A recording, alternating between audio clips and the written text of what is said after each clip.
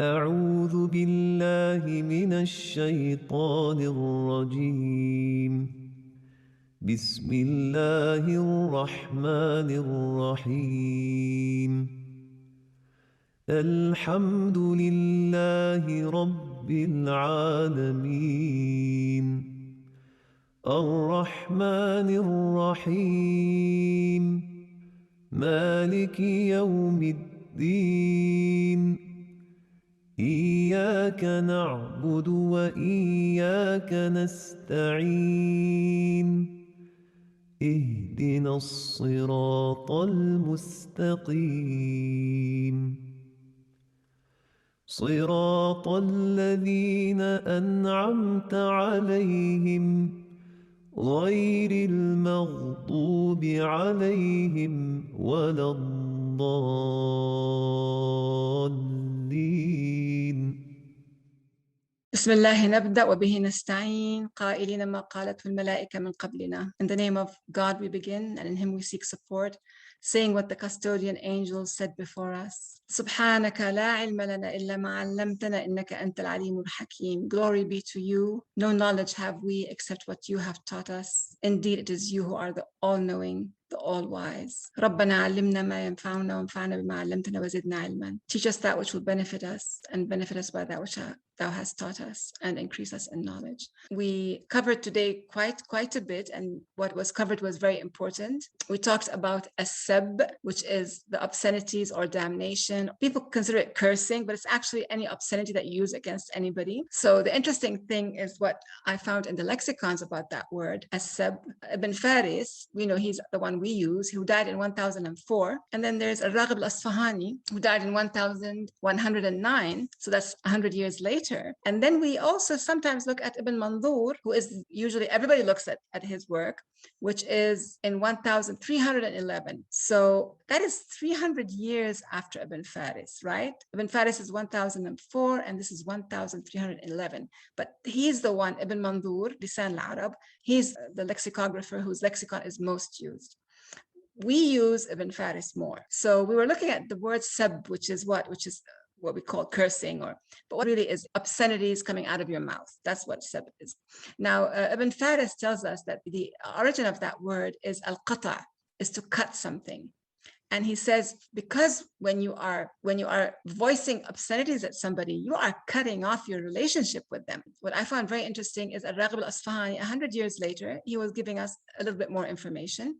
So Muhammad ibn Faris, he gives us very concise information. So you will find his definition, 3 lines, 4 lines, maximum 10 lines. Ar-Raghib al-Asfahani, you'll find his starting at, let's say, 8, 9, 10 lines and going a little bit over that. And then you'd find Ibn Mandur, often pages for the one definition. So what I'm trying to tell you is that with time, you lose conciseness, you lose precision, and you sort of start defining that word by what people are saying and how they're using it, not necessarily how it was, used in the beginning. So what I found interesting when the Raghib al-Asfahani explained this word, he added something which was very interesting.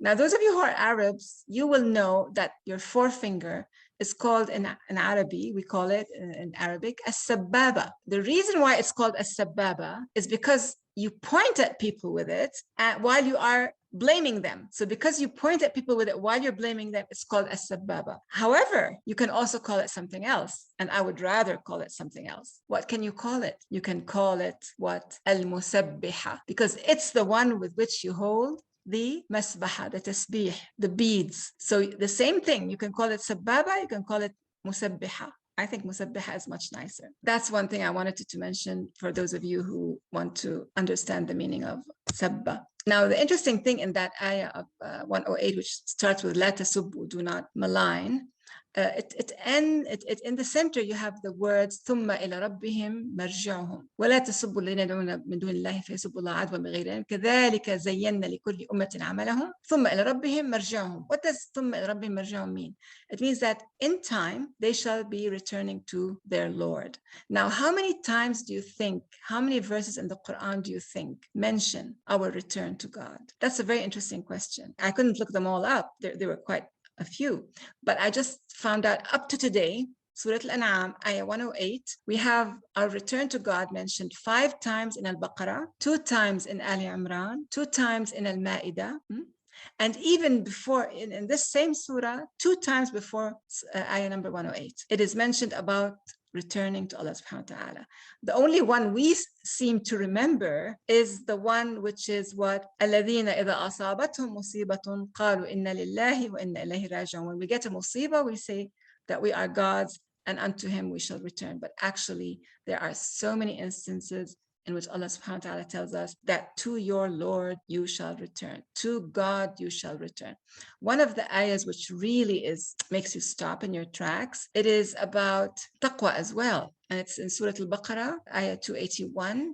وَاتَّقُوا يَوْمًا تُرْجَعُونَ فِيهِ إِلَى اللَّهِ. And be aware of the day or of the time when you shall be returned to Allah. So returning to Allah, it's something which is mentioned again and again and again in the Qur'an. أَفَغَيْرَ دِينِ اللَّهِ يَبْغُونَ. Are you seeking an accountability standard other than that one, the one of God, God's standard? وَلَهُ أَسْلَمَ مَنْ فِي السَّمَاوَاتِ وَالْأَرْضِ طَوْعًا وَكَرْهًا. And to him have surrendered, have given themselves in pure reverence and accountability, which is aslama, the meaning of aslama. To him have given themselves in pure reverence and accountability all that are in the exalted expanses and on earth, willingly and unwillingly. طوعاً وكرها وإليه يرجعون. And to him they shall be returned. So several times it is إلى الله مرجعكم جميعا. You shall all together be returned. إلى الله مرجعكم جميعا ثم إلى الله ترجعون. And then also there's وهو الذي يتوفاكم بالليل. Remember we took that one in An'am number 16. So that's something I just wanted, to highlight today. Also about al-Hawa, which is about our plummeting desire, that Hawa is plummeting desire, but when it is lacking ilm, lacking knowledge, it is the worst. Hawa in itself is always negative in the Qur'an. In the Qur'an, Hawa can never be positive. It is plummeting desire that leads to emptiness. So it can never be positive. But there's a difference, like in Surah Al-An'am, our surah today, ayah 119, it says, وَإِنَّ كَثِيرًا لَيُضِلُّونَ بِأَهْوَائِهِمْ بِغَيْرِ عِلْمٍ. Now here there's the hawa without ilm, without knowledge. And the end of that ayah says, إِنَّ رَبَّكَ هُوَ أَعْلَمُ بِالْمُعْتَدِينَ. That your Lord is the one who knows best, who is mu'tadi, who has udwan. But here they have gained the what? They have gained the title. So it's very dangerous to follow one's hawa, because if you are following your hawa without ilm, you are committing udwan. But then there is something which is perhaps a little bit even more dangerous. It's in Surah Al-Jathiyah, ayah number 23. It says that أَفَرَأَيْتَ مَنِ اتَّخَذَ إِلَهُ هَوَاهُ. He who took his hawa as his God. So he is actually worshipping his hawa. And that person has ilm. أَضَلَّهُ اللَّهُ عَلَى عِلْمٍ. Now, the first person we talked about that does not have ilm. This person has ilm, has knowledge, but he was misguided despite his knowledge. Why? Because he took his hawa as his God. He worshipped his desires. How often we see that around us, the worshiping of desires. So that is really worse than the one before. It says that his eyes, his sight is all blinded. Who will guide him after God? Nobody other than God. So that person is misguided.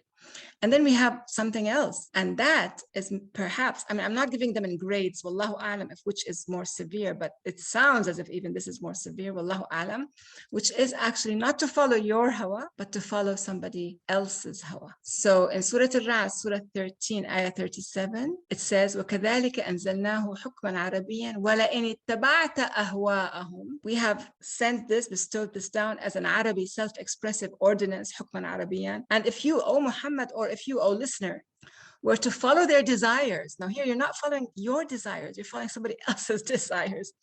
If you were to follow their desires after what has come to you of knowledge, so you have got the knowledge, you have got the Quran, it is a hukum Arabi, and yet you are following somebody else's desires. What is the consequence of that? مَا لَكَ مِنَ اللَّهِ مِنْ وَلِيٍّ وَلَا وَاقٍ. You shall have no protector in God and no defender. God will not protect you. God will not defend you. You have no defender in God and you have no protector. مَا لَكَ مِنَ اللَّهِ مِنْ وَلِيٍّ وَلَا وَاقٍ. Or you have no defender or no protector from God, which is even more scary. Nobody can protect you, nobody can defend you from God. I mean, it's really a huge warning because it's revealed to the messenger. What do you see here, or what do you hear here? You hear the voice of God. It's a warning for anybody who would think of following other people's desires. And this is something we should underline, we should highlight, especially with what we have of influencers and people who want you to follow their desires.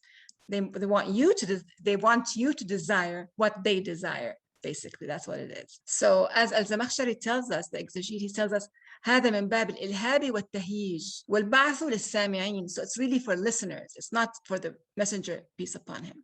Because Rasulullah, as he said, he is من شدة الشكيمة بمكان. He is firm in his resolve. It's not about him. And of course, we remember the hadith of the Prophet, peace upon him. We mentioned that quite a few times. لا يؤمن أحدكم حتى يكون هواه تبعا لما جئت به. None of you has faith and trust, لا يؤمن, until his desire becomes an adherent to that which I have brought, to the Qur'an, to what I have brought. Your hawa has to be a follower, an adherent to that. Then you are a person of faith and trust. So here the hawa is not used very negatively. It's used that it should be what you should bridle your hawa and make it serve Allah subhanahu wa ta'ala. And then I wanted to also highlight how townships break down and expire. Halak al-qarya. We just took in Surah Al-An'am in ayah number 123. وكذلك جعلنا في كل قرية أكابر مجرميها ليمكروا فيها وما يمكرون إلا بأنفسهم وما يشعرون. So the akabir, those high-ranking people, they are the ones who are committing the misdeeds. And when they do that, what happens? Townships start to break down and expire. And we learned that from other ayahs. For example, وَإِذْ أَرَدْنَا أَن نُهْلِكَ قَرْيَةً. It is in Al-Isra, Surah 17, ayah 16. إذا أردنا أن نهلك قرية أمرنا متر فيها ففسقوا فيها فحق عليها القول فدمرناها تدميرا.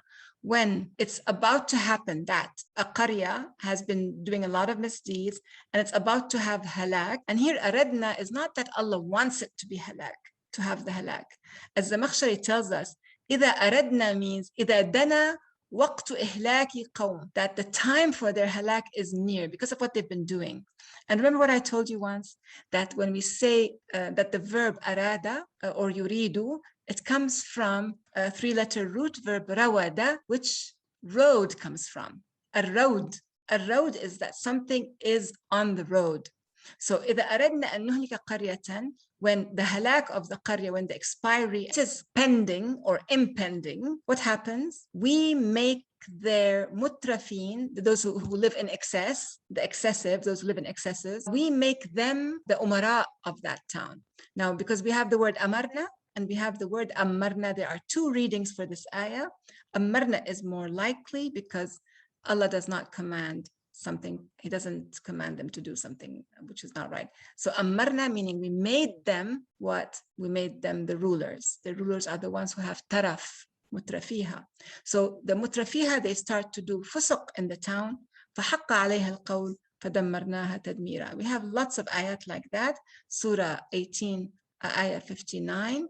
وتلك القرى أهلكناهم لما ظلموا. So when there is dhulm, actually when you look at those ayahs, like we have, 1859 is Surah Al-Kahf. You have also Surah Al-Hajj, ayah 45. And you have Surah Al-Qasas, 2859. When you look at those, you find the word ظلموا, ظالمة, ظالمون, meaning that they were doing wrong. They were wronging one another. So when you have wrongdoing in a qarya, that's the time for its halak. So that is something I just wanted to mention. Also, I'd like to end by saying that وَمَا كَانَ رَبُّكَ لِيُهْلِكَ الْقُرَى بِظُلْمٍ وَأَهْلُهَا مُصْلِحُونَ. So if there are in a township, most of the people are muslihun, meaning that they are doing the right thing, they are doing islah, they are remedying, they are correcting. If they are like that, then Allah does not bring halak to a qarya. He does not bring the breakdown to a township. So actually, if you look at the Quran, you'll always find that the muslih is the opposite of mufsid. Fasad, salah. Mufsid, muslih. So it's about doing the right thing, remedying, correcting, healing. Yes, that is the islah. And then the ifsad is about corrupting something. So ma kana rabbuka, that's a promise. وَمَا كَانَ رَبُّكَ, God, yeah, your Lord would never ليهلك القرى بظلم وأهلها مصلحون. So as long as there are people who are doing islah, then the Qur'an will not be halika. It's collective. Allah subhanahu wa ta'ala answers that because the Quran answers everything. Allah subhanahu wa ta'ala answers that in surah number 7, Al-A'raf, ayah number 170. He says, وَالَّذِينَ يُمَسِّكُونَ بِالْكِتَابِ. يُمَسِّكُون is not يَمْسُكُون. يَمْسُكُون is to hold on to. يُمَسِّكُون is to hold fast onto. With your whole being, you are holding onto. So وَالَّذِينَ يُمَسِّكُونَ بِالْكِتَابِ. So you are actually holding onto the book, the compilation, okay, of course, the Quran. وَأَقَامُوا الصَّلَاةِ. And they are establishing communion, and that is all collective. إِنَّا لَا نُضِيعُ أَجْرَ الْمُصْلِحِينَ. We do not let the recompense of the muslihin go to waste.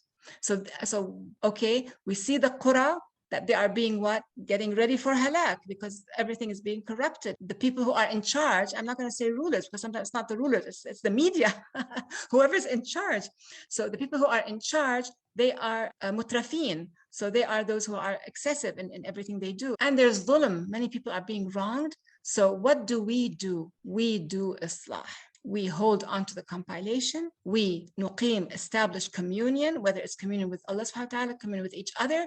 And then we are doing islah. And Allah says, He promises, Inna la nudi'u ajra al-muslihin. We do not let the ajr, the recompense of the muslihin, go to waste. What we're doing is islah bi'iznillah. And the best way to do it is by yumassikuna bil kitab, which is what we're doing. We are holding onto the Quran for dear life and spending most of our time, with the Quran, inshallah. But also it's a good thing, as I recently heard one of our dear shuyukh speaking, advising us. He said, before you get out of bed every morning, when you open your eyes, the first thing you should do is acknowledge your need of Allah subhanahu wa ta'ala. As you are the worshipper, He is your sustainer. So refer to Him in the little ability that you have to transform. You want to transform, but there's not much that you can do. And you refer to Him and ask Him. And you have some strength, but not enough strength also to transform and to also advance. You want to transform and advance and grow as you are doing it. You wake up in the morning and you say, the first thing you say, La hawla wa la quwwata illa billah. La hawla wa la quwwata illa billah. La hawla wa la quwwata illa billah. Ashhadu an la ilaha illallah. He says that it's like every morning you are relying on Allah subhanahu wa ta'ala, asking Him to give you hawl and to give you quwwah. Hawl is transformation, is how you change. Tahawwul, from one state to another. So you're asking for the best of hawl, the best of change, and quwwah, which is the best of strength, inshallah, from Allah subhanahu wa ta'ala. And you are saying your shahada, inhaling and exhaling. So when you're exhaling, you're saying la ilaha. So what are you doing? You're exhaling the impurities, which is, of course, you cannot say la ilaha and stop. So la ilaha and then illallah, and you inhale. So you exhale and inhale, and the last word on your mouth would be illallah. And that is, of course, you can say ashhadu anna Muhammadan Rasulullah, of course, but again, the last word would be Allah when you mention that. And that's a very good way to start your day, inshallah. SubhanAllah, Allahu A'lam, where is the benefit? Allahu A'lam, where is the benefit? The benefit is in every musibah if you are able to make use of it. So we ask Allah subhanahu wa ta'ala, Rabbana, grant us knowledge of the Quran. May it be our direction. May it be our light. May it be our guidance. May we numassik bil Quran. Remind us, Rabbana, of whatever we may have been forgetting, whatever we're ignorant of. رزقنا ربنا العلم النافع الذي ينفعنا في دنيانا ويقربنا إليك. Give us enlighten our vision with the Quran, expand our chests with the Quran, make use of our bodies in its service. جعل القرآن العظيم ربيع قلوبنا ونور صدورنا ذهاب همومنا وغمومنا. And we say, جعلنا قارئين, make us of those who are each one of us is a قارئ of the Quran. نور بالقرآن أبصارنا واشرح به صدورنا واستعمل به أبداننا. Use our bodies to serve the Quran. and to serve you. وأطلق به ألسنتنا, and also make our help our tongues be eloquent in the Quran as well. وقوي به عزائمنا فلا حول ولا قوة إلا بك يا أرحم الراحمين. بسم الله الرحمن الرحيم.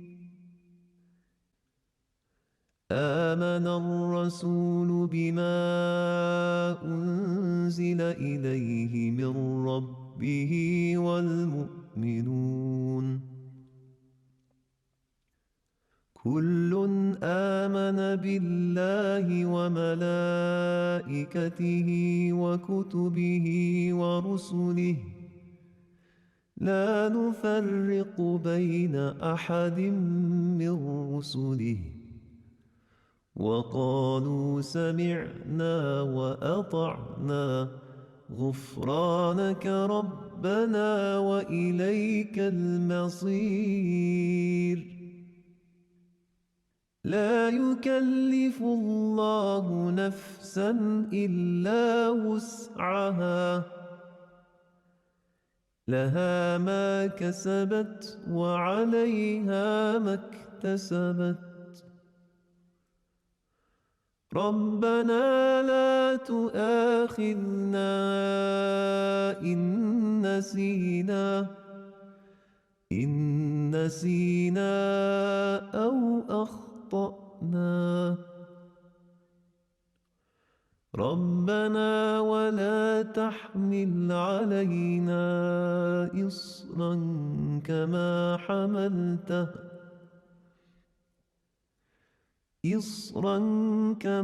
حملته على الذين من قبلنا